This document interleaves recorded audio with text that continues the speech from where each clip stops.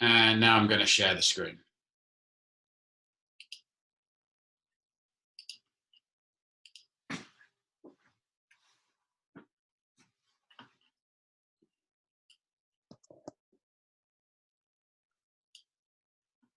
Hello, Stephen. How are you? Good to see you here.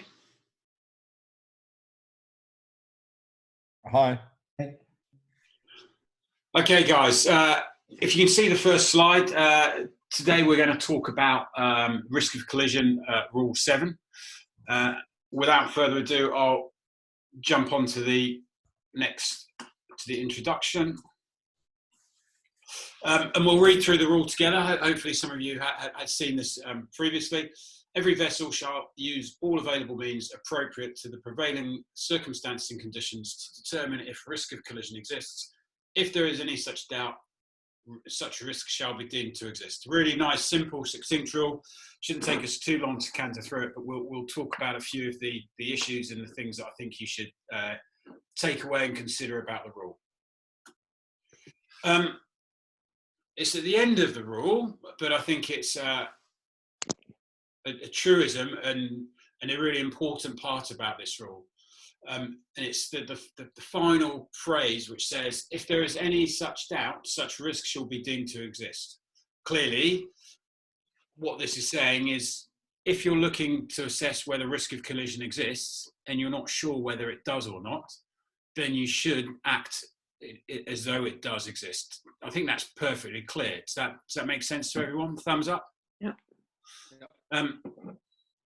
I think most people operate in that kind of way anyway. I think the exception is people who do a lot of racing. So if you can imagine a racing situation where you think you're just about to clear under the stern of a vessel which you should normally give way to, and you hold on, you hold on, and you hold on. And if you clear it, that's kind of okay, I think, isn't it? If you're racing and you're both in the same boat and you're both sort of accepting that you're taking that risk. It's a bit like when you're racing yachts, it's a bit like stepping into a boxing ring, that you accept that you're going to be taking some of those risks. But a lot of people go from the racing environment to the normal sailing environment, and they apply a similar kind of logic where you're passing very, very close to other boats, and that is not acceptable. It's this part of the rule that says that if any doubt that such risk is, then it shall be deemed to exist, and you shall act in accordance with the rules of this part. Does that make sense to everyone? Mm-hmm. Yeah. Yeah. Cool. Yes. The rule then goes on to talk about some specifics that you should do in accordance with the rule. So proper use should be made of radar equipment if fitted and operational, including long-range scanning to obtain early warning of risk of collision, and radar plotting or equivalent systematic observation of detected objects. So the first thing there to talk about is if it's fitted. You clearly can't use a radar if it's not fitted. But now the rules are telling you that if it is fitted and operational, you should be using it. How many people here steam around regularly in the Solent monitoring their radar? No, and there's a problem on most cruising boats, is that a radar is very power hungry. So if you have that operating the whole time, you'll suck your batteries down very quickly. You almost need to have your engine running at the same time as you're operating your radar. There's also the problem of where the radar is located and your ability to monitor by normal means and monitor the radar at the same time. Unless your radar display is in the cockpit. And even then, we discussed yesterday when we were talking about the downside of having plotted displays in the cockpit, that at night it can reduce your night vision. And I think staring at a plotter screen is not useful compared to looking out of the cockpit. I think this is one of those rules which you need to understand what it's saying. So if the situation requires it and you've got radar which is fitted and operational, then you should use it. So does somebody want to give me an idea of a situation where it might be appropriate to operate your radar? In fog? In restricted visibility, yes, clearly. when you're testing it and making sure that you know how it works and how it runs? You need to have it running to be able to practice it. Any other situations apart from at night? At night, maybe. If you've got a lot of small unlit objects that you're trying to avoid, so I've used radar. So off the coast of Colombo, I remember as a very junior officer watch sailing along. The only way that we knew that we were seeing these guys who were on basically wooden dugout canoes was we'd pick them up on radar about 2 or 3 cables, and then at first it just looked really odd. We'd have this big pile of, or a stream of radar contacts ahead of the boat about half a mile, and as we closed it, we saw to our horror that there were these wooden canoes just passing very close down the side of the boat. Which, how we missed them, I don't know. So you could use your radar if you've got a lot of things which are quite difficult to see given the circumstances that you're in. Any other kind of idea when a radar might be particularly useful? Go on then, Stephen. If you're in dense traffic or if you're making a landfall. Making a landfall, it's really useful, and I think it can help in very dense traffic if you're trying to make your mind up about a situation. I think what I would say is when you're crossing the English Channel, you used to use radar as you approach the shipping lanes because it kind of extended your horizon and you could see where the shipping was coming, and you're looking for a gap to jump in and try and cross between boats, if you like. What would you? What about very heavy seas? In heavy seas, you could use it. Radar tends to be degraded in heavy seas because you get a lot of reflection off the sea itself. So you'd see big vessels, but you wouldn't see small vessels. So you could use it in heavy seas if what the argument you're making is that because the radar is higher on your mast or in your boat, that it's got a better visual horizon than you have sitting down in the cockpit. So yes, it could be useful in heavy seas. What would we nowadays use instead of a radar to extend our horizon in that way? Well, AIS, but it doesn't pick everything up. AIS, but it doesn't. AIS and Ship Finder? Ship Finder's a bit time late, really. It's nice to sit and see what boats are doing in the armchair at home, but it's not practical, I don't think, and indeed it's not designed to be used live on a boat to manage your safety. But AIS, so I think that was you, Janet. You said it doesn't pick up everything. Conversely, does radar pick up everything? I think it picks up everything and more, so you can be confused by, I don't know, breaking waves and thinking they're rocks or vessels. My experience is that radar doesn't pick up everything, and it can be difficult in certain weather conditions to pick up small contacts. I think AIS and radar are very, very similar in terms of you can use them to an extent, but you can't rely on them, and we'll be talking about that specifically in another part of this rule.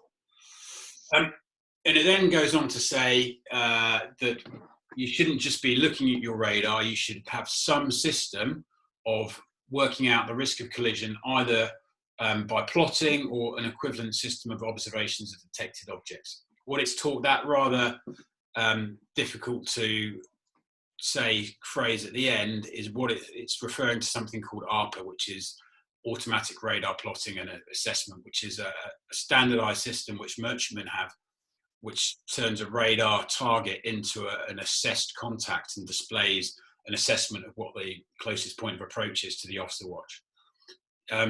The technology behind that is quite complex, and the way that it works is very expensive to replicate on yachts. So yachts have something called MARPA, or mini ARPA, which does a similar thing. And the way that works is you target, you highlight the target with your cursor on the screen, and then the radar will observe that target, and it will try and determine what the course and speed of that target is, and it will give you a CPA.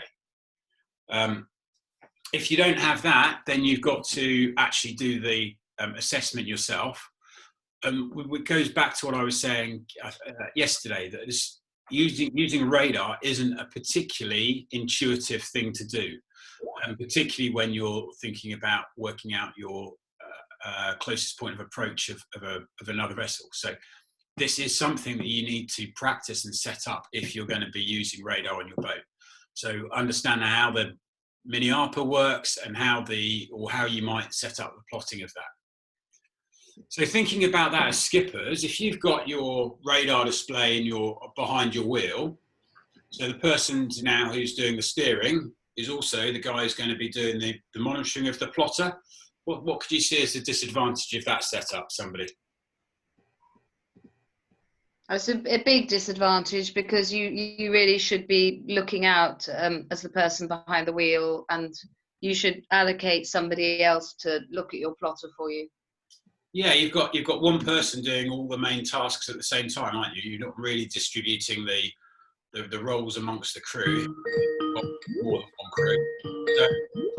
And the person who's steering can't really be doing systematic assessment of risk of collision particularly well. So having the plotter in the cockpit presents those disadvantages. What about if you've got the plotter down below? So you've got somebody else steering now. What if you're the skipper? Where's the best place for you, do you think, in restricted visibility? Top of the gangway. In the cockpit, looking out and understanding what the conditions are, monitoring what the guy on the wheel's doing, etc. But who's the best placed person to? Who are you going to put up doing the assessment of the radar and the navigation on the plotter down below?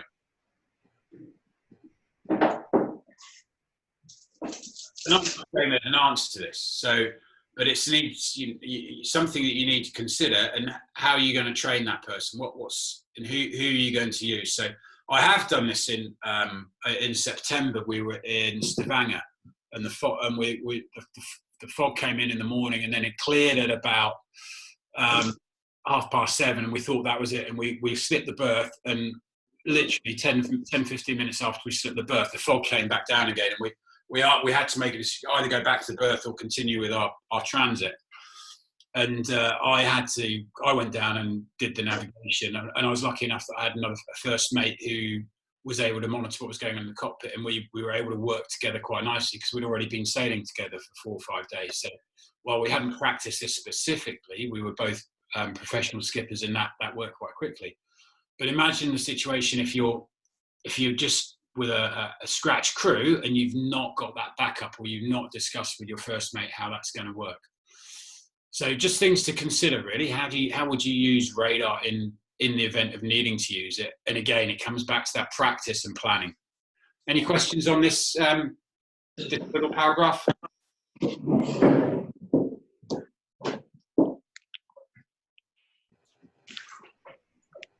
Too many keyboards. Can I make one Sure. comment, Mike? I mean, I think the thing with radar is that it only tells you what's happened, because the plot is based on historic information. Mm-hmm. It doesn't tell you what's going to happen, so it's no substitute for a good visual lookout. Yeah, I think I'm going to talk about that in a second. That in fact, it really leads on to this clause in the rule. So assumptions should not be made on the basis of scanty information, especially scanty radar information. And I would use AIS in there as well. So, and I've had lots of semantic discussions with other instructors and skippers as to whether AIS is radar. Anyone know what radar stands for?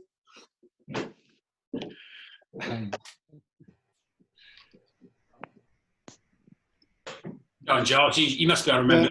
Only 3 weeks ago. It's radio alert recognition. No, close. No. Radio aided detection and ranging. So, in my view, Right. AIS is radio, and it gives you the range, and it helps you detect other objects. So, in my view, this rule applies to AIS as well as what we'd consider traditional radar. But certainly, the idea that assumptions shouldn't be made on scanty information, especially scanty radar and AIS information, is true. And it goes back to the point that Stephen made. It only tells you what's happened so far. It doesn't tell you what's going to happen in the future. So the assessment you made about what a vessel was doing and what you're going to do in the future and how that's going to pan out, if you don't continue to monitor that, then things can very, very quickly change, or that you can make an assessment as to what's going on, and for whatever reason you've slightly misread it. So the other ship has changed course, or you saw one blob and there were actually two contacts very close to each other, or for whatever reason your log was giving a bad reading into the AIS, so the CPA calculations that the AIS gave you were wrong. You've spoken or assumed that a vessel which is calling you is a different vessel taking action. All of these things can resolve in what they call radio assisted or radar assisted collisions. So the only way to really make sure that you're happy in your head with what's going on is to look out of the window and check.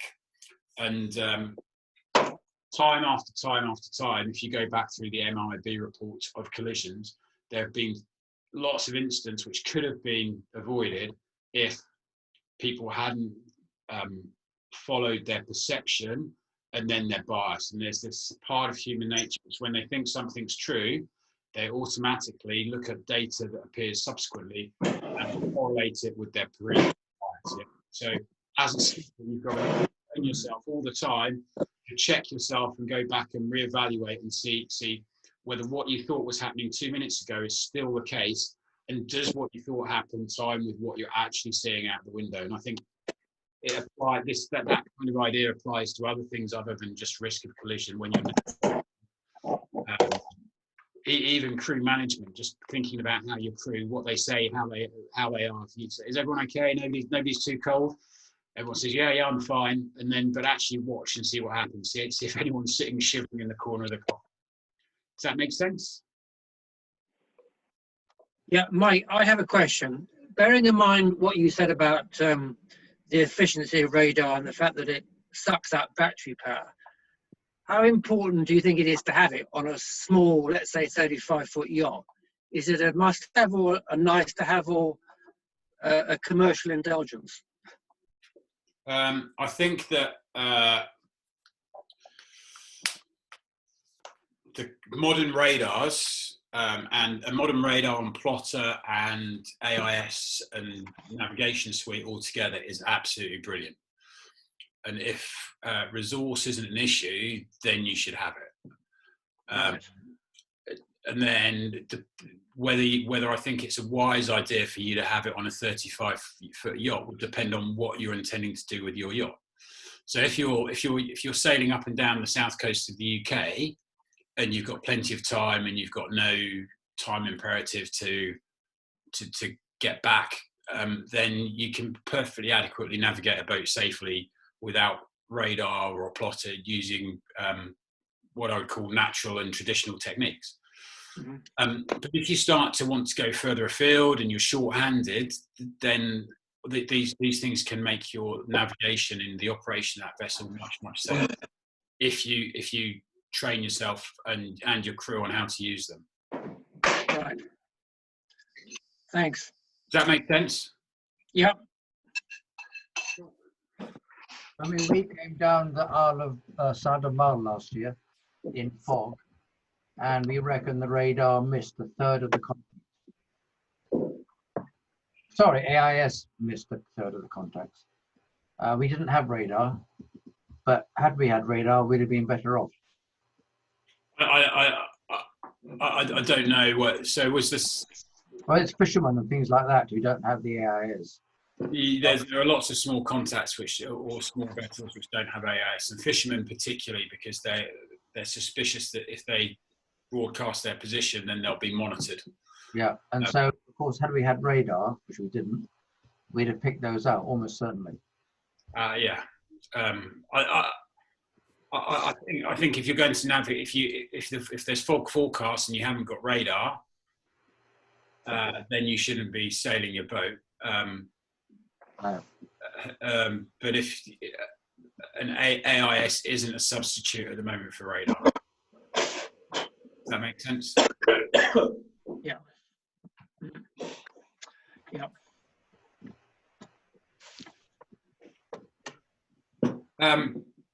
Next slide. In determining risk of collision exists, the following considerations should be among those to take into account. What I quite often see is that people try and, it's a balance to get here. So on the one hand, I'm going to tell you, you should always be determining if risk of collision exists. So you should be keeping a good all-round lookout and trying to assess all contacts. But on the other hand, you don't need to make an assessment of collision for everything you can see. So everything falls into two sort of categories. You need to get practiced, and it is an experience thing. Of that is clearly not going to be an issue because I can see that it's opening away for me. I will be monitoring it, but it's clearing well to the west of me. Not whereas I need to monitor this vessel more closely. And then the point at which risk of collision exists is the next subtlety. So when you enter the Solent at the Needles, there could be another vessel entering the Solent by ride. Actually, risk of collision might exist, and it might exist for quite a long time, and you might be effectively on a steady bearing all the time to get to Bramble Bank.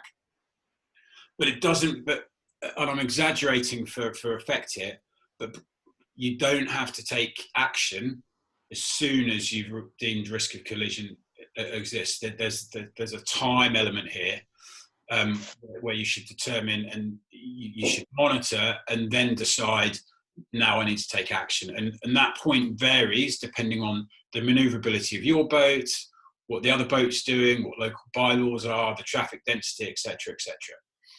And I guess what I'm really trying to say is what we're about to talk about. These two factors are absolutely true, but you need to build experience onto them as to how you use them. Does that make sense, everyone?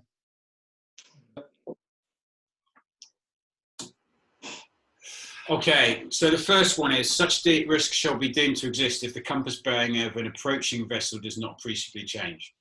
I'm hoping that that's pretty much a given and understood by all of you. So what's the first thing you should do when you spot a vessel on AIS?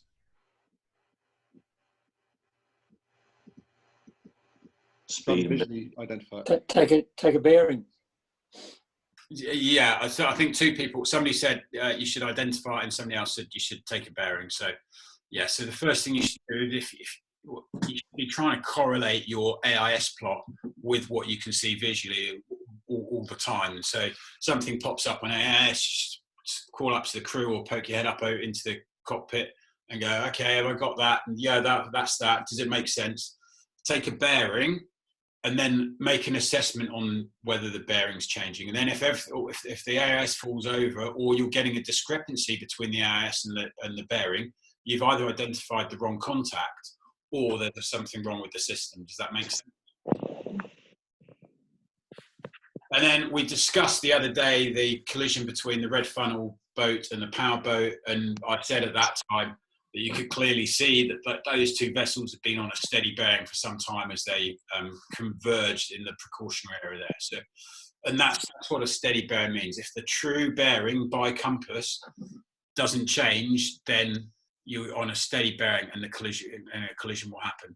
What's the other way you can quite happily monitor whether a risk of collision exists?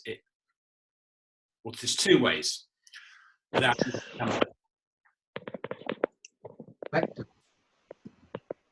Go on, Nigel. Vector. Vector. I'll click it and get a vector. So using the vector on the AIS. Yeah. Okay, I wasn't thinking of that, but yes. So you can use the electronic navigation to make an assessment for you and tell you what the CPA is, and you could do the same with marker on the radar. Yeah, of course. But from the cockpit, what other ways could you see if a vessel's on a steady bearing? So we've talked about getting a compass and taking a bearing. The old-fashioned way is to line it up with some fixed point on the boat and see if that moves? Yes. What do you have to ensure if you're using a fixed point on the boat? Well, that it is fixed, and also that you check from the same spot on the boat, so you don't get confused yourself with parallax. And the bow straight. Sorry, Nigel. The bow doesn't shift. The bow doesn't shift. Yeah. So if Right. so, using a guardrail is fine, and everything you said was true about making sure you're taking into account the parallax. But if your bow's moving, then you could be creating the movement across from one guardrail to the next, for example, just because your bow's moving as opposed to the bearing is changing appreciably. So that's one way of doing it without using a compass. And in coastal waters, what's the other way you can monitor whether the bearing is moving? Transit on the land. On the land. So what we're saying there is, can you see the background behind me? If I'm moving that towards the computer screen, you can say that broadly my hand's staying in line with the metal bar behind it, yeah? Whereas if I move my hand away from the computer screen, so it passes just to the left of the computer screen, you can see that there's movement against the background, yeah? And the same is true if you're watching a boat in the Solent. If you can see it moving against the shoreline, then it's not going to hit you. If it's steady and the beach hut behind it, or the tree or the church spire is constantly in the same place relative to the object and you, then you're on a collision course. Happy, guy?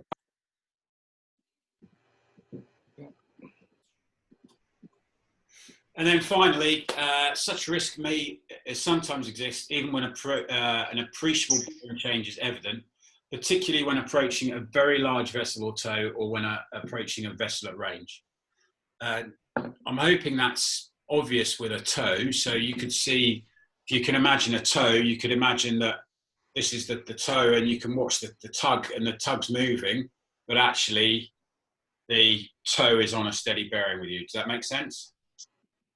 And then the same is true if I've got a very large object. If you look at the front of the keyboard here, the bearing of that's moving, but the stern of not the keyboard, the back end of the keyboard, you can see it's on a steady bearing with a camera, yeah? That makes sense? So when something's close or large, you need to take maybe more than one bearing to make sure that it's going to be clearing a stern or ahead of you. Any questions, guys? Cool, that's it for today. Oh no, this is the headline for tomorrow. So we discussed a couple of days ago Rule 5, which is lookout. And what I'm trying to say here is that Rule 5, 7 and 8 are interlinked. So Rule 5 was the lookout. So that's, and a lot of what Rule 5 was saying was similar to things which we covered today. So you should be constantly looking out to make sure that you're making an assessment of risk of collision. That lookout must be appropriate to the prevailing circumstances and conditions, and you should use sight, sound, and all other available means. So it's setting up what you must do, and then this rule is talking about how you use that information to determine if risk of collision exists. Yeah. So we've talked about the see and the think part of it now. And tomorrow we're going to go into Rule 8, which describes how you should be doing the action, what action you take when you assess that risk of collision exists. Does that make sense, guys? Yeah. Yeah.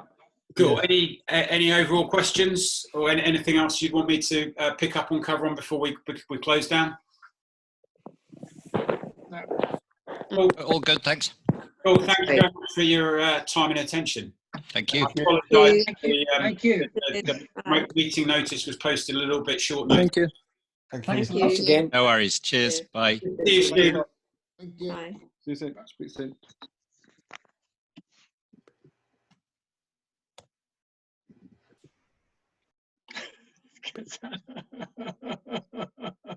Why's that person running? You okay?